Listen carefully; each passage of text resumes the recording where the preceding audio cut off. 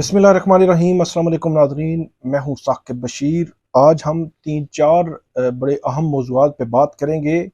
एक तो इमरान खान के वकला की जानिब से एक दरख्वास्त इस्लामाबाद की एहतसाब अदालत में दायर की गई है।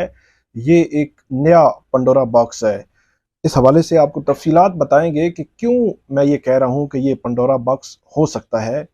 इसके अलावा हम बात करेंगे कि एक और जो वकला हैं इमरान खान के, जो पीटीआई के वकला हैं, उनसे जुड़ी ये खबर है कि सुप्रीम कोर्ट ऑफ पाकिस्तान में उन्होंने एक ऑर्डर की दुरुस्तगी के लिए क्यों रुजू नहीं किया, और क्या वो दुरुस्तगी न कराना उनको 190 मिलियन पाउंड केस में ट्रायल कोर्ट, जो ट्रायल की प्रोसीडिंग्स चल रही हैं, उनमें उनके लिए उनके खिलाफ इस्तेमाल हो सकता है। इस पे बात करेंगे। इसके अलावा हम बात करेंगे कि आइंदा हफ्ते साइफर केस, इद्दत केस, जस्टिस जो बाबर सत्तार हैं उनकी खत पर तौहीन अदालत केस, ये बड़े अहम केसेस की समाअत जो है वो होने जा रही है। इन पे बात करेंगे कि क्या जो है वो सिनेरियो क्या बनेगा मुस्तकबिल का। तो ये 3 हमारे मुख्तलिफ मौज़ूआत हैं। इन पे हम बात करने से कबल आप हमारा YouTube चैनल ज़रूर सब्सक्राइब कर लें, बेल आइकन का बटन ज़रूर प्रेस कर लें, ताकि जब भी हम कोई वीडियो अपलोड करते हैं तो फ़ौरन उसका लिंक आपको मिल जाया करे। शुरू करते हैं। इस्लामाबाद की एहतसाब अदालत में इमरान खान और बुशरा बीबी के जो वकला हैं, मोहम्मद उस्मान गिल, ज़हीर अब्बास और खालिद यूसुफ, उनकी जानिब से एक दरख्वास्त दायर की गई है। दरख्वास्त में बड़ी गैर मामूली सूरत हाल का जिक्र है, और वो गैर मामूली सूरत हाल कुछ यूं है कि 13 मई को केस समाअत के लिए मुकर्रर होता है। फिर 15 मई को केस 190 मिलियन पाउंड केस समाअत के लिए मुकर्रर होता है, लेकिन 15 मई को सुबह सुबह ये खबर आती है कि अडयाला जेल के हुकाम ने इस्लामाबाद की एहतसाब अदालत से रिक्वेस्ट की है कि वो आज केस की समाअत ना करें, क्योंकि यहाँ कोई सिक्योरिटी सूरत हाल है, थ्रेट है, तो इस वजह से आज की समाअत मुलतवी की जाए। फिर उस केस में 17 मई की तारीख पड़ती है, लेकिन इस दौरान गैर मामूली सूरत हाल जन्म लेती है। वो कुछ यूं कि 15 मई को इस दरख्वास्त में ये लिखा गया है कि 15 मई को उन्होंने इस्लामाबाद की एहतसाब अदालत अटेंड की, जेल में नहीं बल्कि जो जुडिशल कॉम्प्लेक्स G11 में, और उसमें अदालत ने ये कहा कि आज क्योंकि अडयाला जेल हुकाम की जानिब से इस किस्म की दरख्वास्त आई है, तो इसलिए आज ये समाअत जेल में नहीं हो सकेगी, 17 मई को होगी। दरख्वास्त में उस्मान गिल और दीगर जो वकला हैं उनके, वो लिखते हैं कि जब हम घर चले गए तो 16 मई को अचानक इस्लामाबाद की एहतसाब अदालत के जज नासिर जावेद राना, उनकी अदालत से एक नोटिस निकलता है, जिस नोटिस में यह था कि पुलिस के जरिए वकला को सर्विस करवाई जाए। सर्विस मतलब उनको मुत्तले किया जाए कि 17 मई को आपके केस की समाअत है, आपने अपनी वहां मौजूदगी यकीनी बनानी है।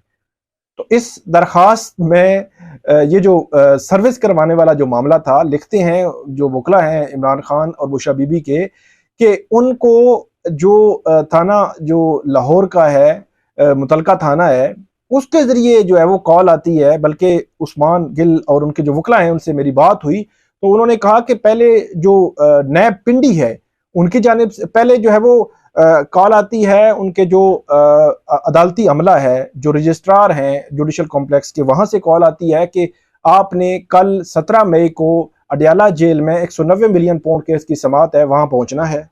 फिर वो कहते हैं कि हमें व्हाट्सएप के जरिए वो नोटिस मौसूल होता है, फिर कॉल भी आती है, फिर जो नैब पिंडी है उनकी जानिब से कॉल आती है, फिर कोई जो DIG ऑपरेशन है या इसी लेवल के कोई पुलिस अफसर है लाहौर से, उन्होंने बताया कि उनकी कॉल आती है। फिर जो है वो मुतलका थाने की कॉल आती है कि आपको सर्विस करवानी है नोटिस की, कि आपने कल हर सूरत पेश होना है 17 मई को।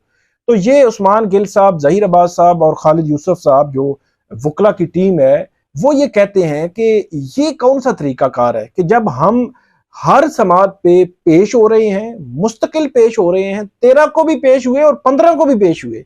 वो कहते हैं कि 15 को पेश हुए तो 17 को पता चला कि 17 को समाअत है। तो ये नोटिस किसने क्यों जारी किया, मतलब इसके पीछे वजह क्या थी कि वकला को क्या इस तरह पुलिस के जरिए सर्विस करवाना क्या मुनासिब है? क्या इस तरह तज़ीक जो है वो की जा सकती है वकला की? तो इस हवाले से ये एक पंडोरा बॉक्स मैं इसलिए कह रहा हूं कि इमरान खान और बुशरा बीबी के वकला ये कहते हैं कि इस्लामाबाद की एहतसाब अदालत इस मामले की तहकीकात कराए, और इस मामले की तहकीकात कराने के बाद जो इस नोटिस उसमें देने में मुलविस हैं उनके खिलाफ कार्रवाई की जाए, उनको सजा दी जाए। तो ये एक 190 मिलियन पाउंड केस में से एक नई जिहत, एक नई सूरत हाल जो है वो निकल आई है। काफी जो है वो बात भी हुई मेरी उन वकला से, तो काफी गुस्से में थे कि इस तरह तज़ीक करेंगे कि आप जो है वो अब पुलिस के जरिए और नैब के जरिए और इस तरह जो है वो सर्विस हो रही है, और ये क्या कौन सा तरीकाकार है, और क्या इस तरह जो है वो कुछ होता है कि जब मुस्तकिल हम आ रहे हैं और 15 को भी थे। तो बहरहाल ये मामले में जो इस्लामाबाद की एहतसाब अदालत है उसने 22 मई के लिए नोटिस जारी किए हैं नैब को, और ये कहा है कि आप इस पे जवाब दें। तो उस पर अब आर्गूमेंट्स होने हैं जो 22 मई को, फिर डिसाइड होगा कि इसका फेट क्या है, क्या अदालत इसकी तहकीकात करवाएगी, क्या मुलविस जो लोग हैं उनके खिलाफ कार्रवाई करेगी, या कोई मामला जो है वो ठप ठुप देगी और उस पर कहेगी कि नहीं ये नॉर्मल कोई गलती हो गई है।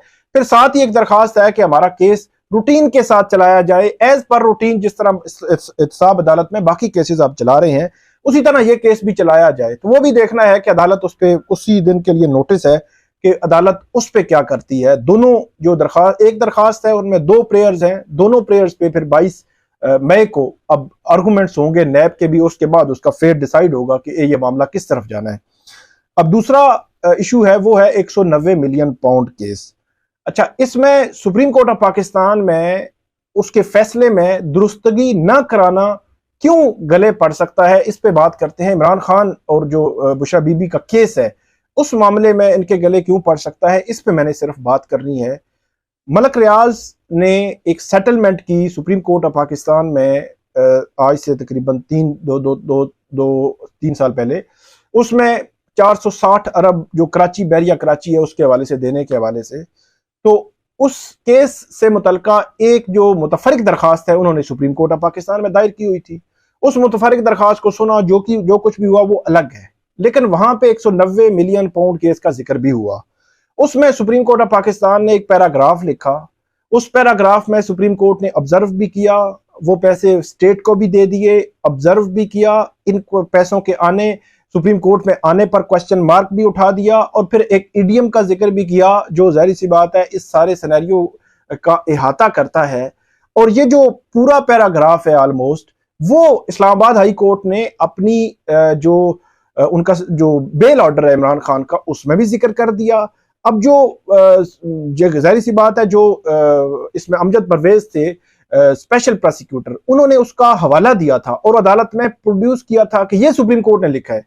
हालांकि इस तरह कभी नहीं होता। सुप्रीम कोर्ट को भी ये एहतियात करनी चाहिए थी कि जब एक मामला ट्रायल कोर्ट में पेंडिंग है तो उस पर आप क्यों ऑब्जर्वेशन दे रहे हैं, क्यों ऐसा ऑर्डर में लिख रहे हैं, क्यों एक पूरा पैराग्राफ ईडीएम ये वो चीजें लिख रहे हैं जब एक केस ट्रायल कोर्ट में पेंडिंग है।